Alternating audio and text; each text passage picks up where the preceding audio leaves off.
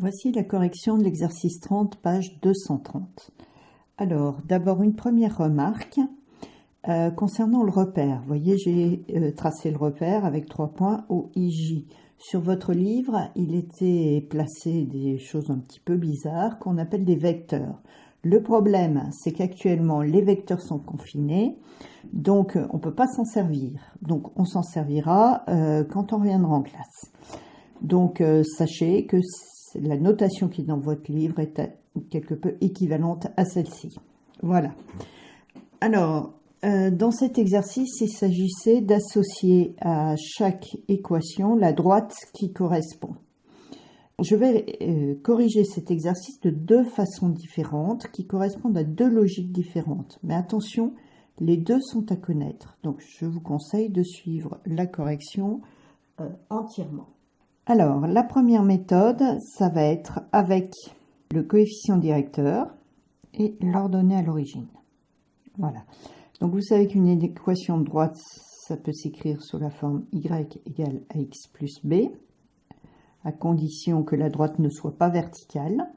On retrouve ici quelque chose de similaire à l'expression algébrique de la fonction affine. C'est normal, si la droite n'est pas verticale, elle est la représentation graphique d'une fonction affine.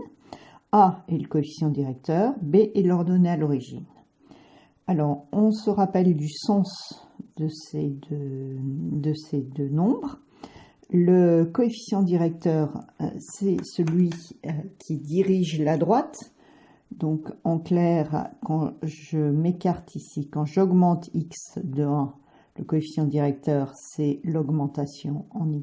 Si cette augmentation est négative, ça veut dire que y diminue. Voilà. Et l'ordonnée à l'origine, c'est l'ordonnée du point ici où la droite coupe l'axe des ordonnées. Donc on y va. Alors déjà une petite remarque sur ces équations de droite. Ici j'ai y égale x plus 2. Donc x ici il est multiplié par rien du tout. X multiplié par rien, je vous rappelle que c'est x multiplié par 1. X multiplié par 1, on le note en général 1x, d'accord? Donc x et 1x, c'est la même chose, simplement ici on voit apparaître le coefficient directeur qui est de 1. Ok, donc on va faire pareil pour les autres. Donc ça va faire x multiplié par 1, x multiplié par 1 aussi. Et ici, x multiplié moins x, et bien moins x, c'est x multiplié par moins 1, qu'on va écrire moins 1x plutôt dans ce sens. Voilà. Alors, la première chose, le coefficient directeur ici est négatif quand la droite descend, quoi. D'une certaine façon, la fonction qu'elle représente est décroissante. Ok, si la droite monte, donc elle représente une fonction affine croissante, à ce moment-là, le coefficient directeur est positif. Donc on voit ici qu'on a un seul coefficient directeur négatif, donc, et une seule droite ici qui descend. Donc il n'y a pas de souci, le 3 va avec D1 parce qu'ici le coefficient directeur est négatif. Donc maintenant, les deux autres ont un coefficient directeur positif et de 1. Alors, c'est effectivement le cas. Regardez ici, quand je me décale ici, que j'augmente les x de 1, eh bien, que font les y? Ça augmente de 1. Et c'est pareil sur les deux droites. On dit que les deux droites ont la même pente et elles sont parallèles. D'accord? Donc, ce n'est pas avec le coefficient directeur qu'on va distinguer ces deux droites. Donc, il nous faut regarder ici l'ordonnée à l'origine. Alors, l'ordonnée à l'origine, c'est l'endroit où la droite coupe l'axe des ordonnées. Vous voyez que pour la droite verte, l'ordonnée à l'origine est de 2, c'est donc cette droite-là. Et pour la droite rouge, ici, l'ordonnée à l'origine est de moins 2. C'est celle-ci.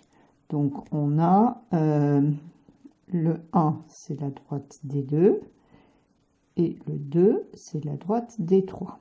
On a presque résolu l'exercice avec cette première méthode. Il reste à faire les phrases réponses, hein, je vous rappelle. Ça ne va pas du tout. Donc, on écrit. Voilà, les 3 phrases réponses. Et là, on a un exercice correctement résolu. Donc, maintenant, on va passer à la deuxième méthode.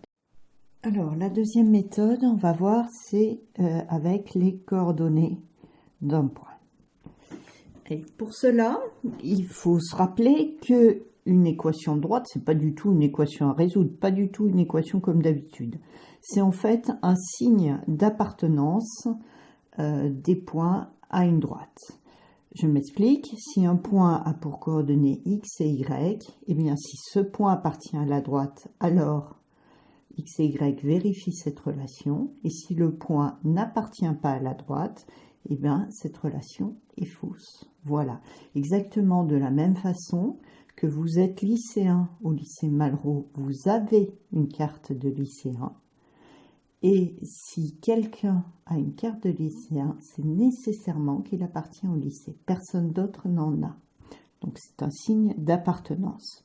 Donc comment va-t-on faire? Eh bien, on va prendre un point au hasard sur la droite D3, mais on va prendre un point qui n'appartient pas à D1 ou D2. D'accord? Pour bien faire la différence. Donc forcément, les coordonnées de ce point vont vérifier l'équation de la droite D3 et ne vont pas vérifier les équations de D1 et D2. Les coordonnées du point M sont 4, 2 et le point M appartient à D3. Donc on essaye la première équation, voir si c'est celle de D3. X vaut 4, plus 2, ça fait 6. Et est-ce que c'est égal au y qui vaut 2? Non. D'accord?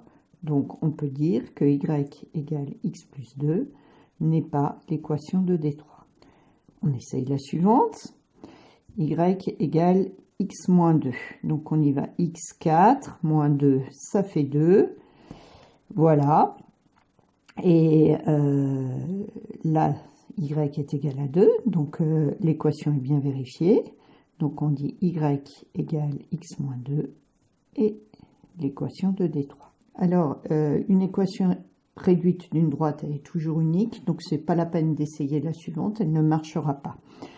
On a l'équation de D3, et bien maintenant on va venir prendre un point sur D2. Alors attention, on ne le prend pas ici, parce que sinon le point vérifierait l'équation de D2 et celle de D1, puisqu'elle appartiendrait aux deux. On va prendre celui-là. Donc ce point N, par exemple, a pour coordonnées 1, 3. Et on va aller chercher la droite qui convient. Donc on essaye. Ici, x vaut 1, plus 2, ça fait 3. Et ici, je devais trouver y égale 3. Donc ça va bien. Donc y égale x plus 2 et l'équation de D2. Voilà. Et on va finir pour D1. Alors par exemple, je prends eh bien, ce point, donc qui vaut, dont les coordonnées sont moins 2 et 1, 2, 3, 4. Moins 2 et 4. Bon, cette relation est l'équation de D3, celle-ci est l'équation de D2, donc j'ai plus qu'à vérifier la troisième, hein. De toute façon les deux autres ne peuvent pas marcher. Donc on essaye moins x moins 2, ça fait 2, plus 4, plus 2, qui est ici, ça fait 4. 4, est-ce que c'est bien égal au y? Oui. Donc y égale moins x plus 2 et l'équation de D1. Voilà, donc ça c'est en prenant un point sur la droite et en cherchant l'équation, la relation que vérifient les coordonnées de ce point.